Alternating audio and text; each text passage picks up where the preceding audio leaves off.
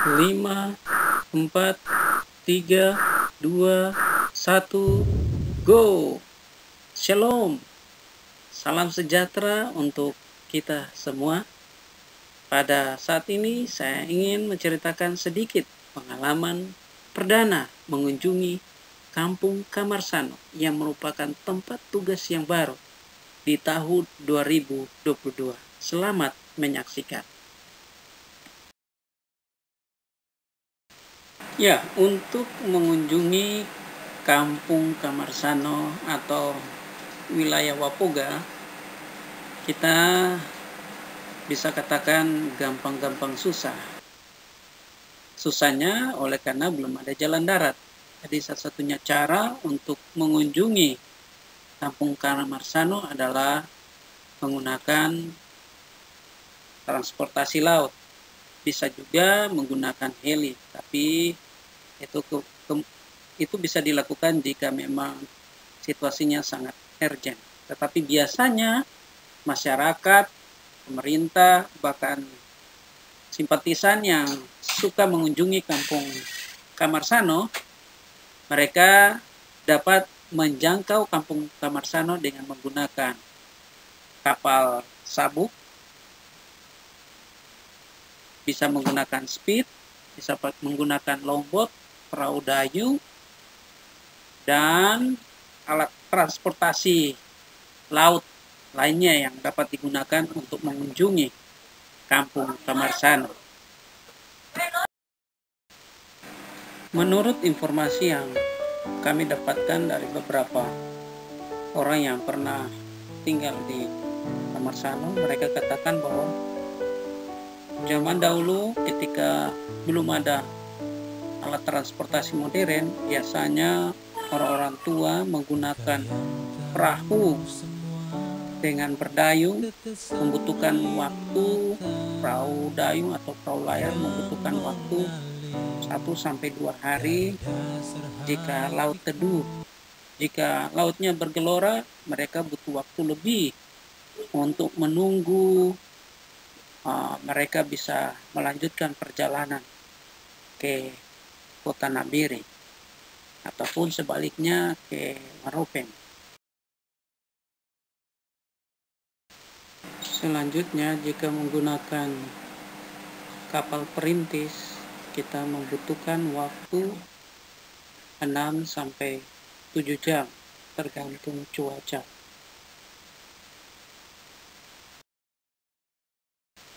Selanjutnya, untuk menggunakan jolor, waktunya beda-beda tipis dengan kapal, membutuhkan waktu 5-6 jam jika cuacanya baik.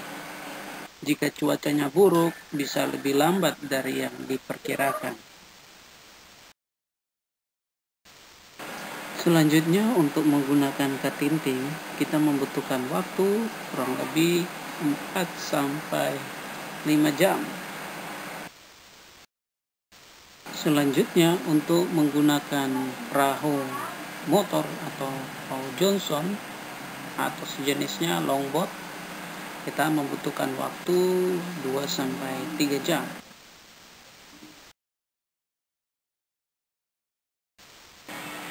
Alat transportasi yang merupakan primadona penduduk Kampung Kamarsano, lebih luasnya Wapoga, dan dari Nabire ke Wapoga adalah speedboat, karena memiliki kecepatan jarak tempuh untuk menjangkau Kamarsano bisa ditempuh 1 jam atau 1,5 jam jika lautnya teduh.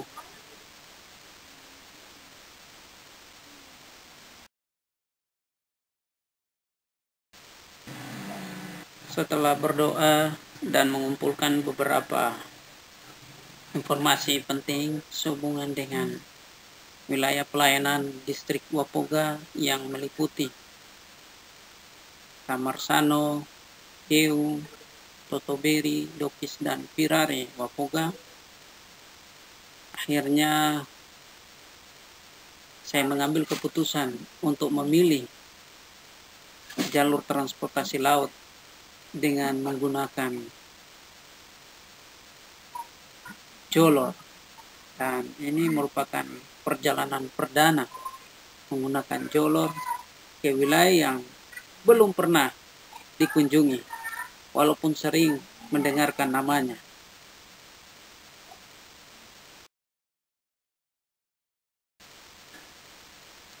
Setelah 4 hari mencari informasi tentang letak pelabuhan Jolor, akhirnya saya mendapatkan kesempatan istimewa dan merupakan kesempatan perdana melihat Jolor yang memiliki muatan sangat banyak, kemudian harus berangkat di saat angin segera turun. Gelombang air pasang dan sedikit angin kencang dari arah timur sedikit menggetarkan niat untuk pergi. Tetapi dengan pertolongan Tuhan, saya pun memberanikan diri membantu para anak buah kapal memuat barang. Setelah itu kami berangkat menuju Kamarsano.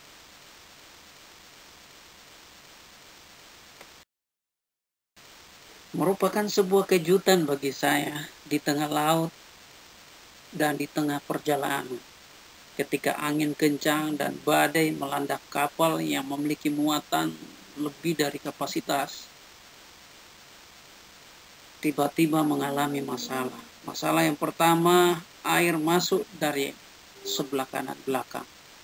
Yang kedua, karet fembel untuk memutar penggerak mesin putus dan mereka harus berusaha untuk pasang secara manual dan akhirnya kami pun bisa melanjutkan perjalanan.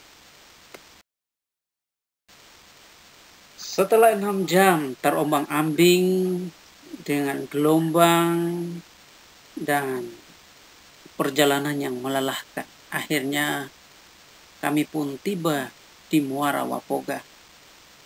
Para anak buah kapal bergegas membuka tali-tali pengikat terpal, pembungkus barang-barang, segera membukanya karena para penumpang akan menurunkan barang-barang mereka.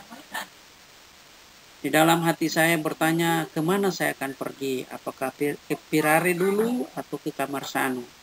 Pikiran menjadi dua, tetapi saya harus membuat pilihan karena sesaat lagi kapal akan segera tiba. Di tengah kebingungan yang menyelimuti pikiran saya terkejut dengan hadirnya seorang anak yang bernama Samuel yang akan pergi ke kepala air Wapoga yang sempat bersama-sama dengan saya dalam pelayaran. Dan saya menanyakan beberapa pertanyaan yang kemudian menolong saya untuk membuat pilihan. Saya memutuskan harus turun di kampung Ansus, Muara Wapoga.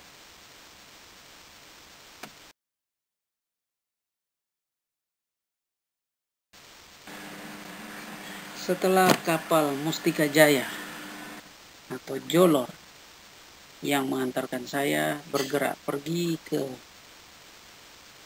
tempat yang bernama base camp atau Pirare, saya kemudian mengumpulkan beberapa informasi dari masyarakat kampung untuk segera menuju ke Kamarsano karena hari semakin gelap. Beberapa tawaran datang untuk saya, tetapi kemudian saya memilih untuk menggunakan trek. Setibanya di kampung Kamarsano, anggota jemaat terkejut karena pendeta datang tiba-tiba tanpa memberikan informasi sebelumnya. Tapi kami sama-sama bersyukur karena berkat pertolongan Tuhan boleh tiba di Kamarsano. Berkat Roh Kudus dan penyertaan malaikat Tuhan dan doa-doa dari umat Tuhan, akhirnya saya pun menginjakkan kaki di rumah yang pertama, tepat di rumah ketua jemaat Kamarsano.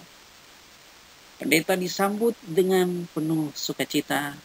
Kami berdoa mengucap syukur, dan ketua jemaat menawarkan pendeta untuk tinggal di rumahnya selama 4 hari untuk mempersiapkan pastori dan untuk melayani di kamar sana.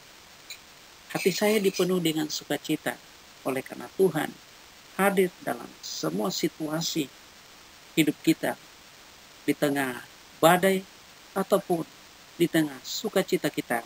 Tuhan hadir dan memberikan damai sejahtera.